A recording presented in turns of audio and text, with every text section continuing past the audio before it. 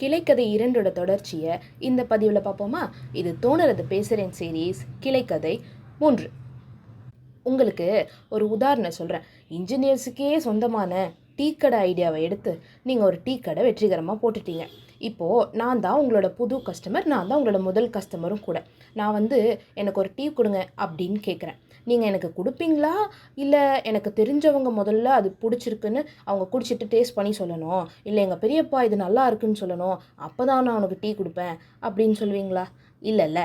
அது மாதிரி தான் நீங்கள் கான்டென்ட் க்ரியேஷனுன்ற டீ கடையை போடணும்னு ஆசைப்பட்டுட்டீங்க. அவ்வளோதான். அதுக்கு நடுவில் வேறு எதை பற்றியும் யோசிக்கக்கூடாது.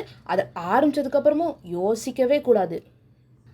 ஆனால் சும்மா சொல்லக்கூடாதுங்க. சூப்பராக ஒரு மேட்ரு கண்டுபிடிச்சிருக்கேன். என்ன தெரியுமா?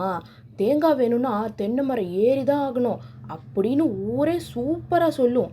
ஆனால் அந்த தேங்காய் வேணும்னு நீங்கள் நினச்சி அந்த மரத்துக்கிட்ட போய் நிற்கிறதே ஒரு வெற்றி, அதுதான் முதல் படி அப்படின்னு ஒருத்தனும் சொல்ல மாட்டான். அதை மட்டும் ஞாபகம் வச்சுக்கோங்க.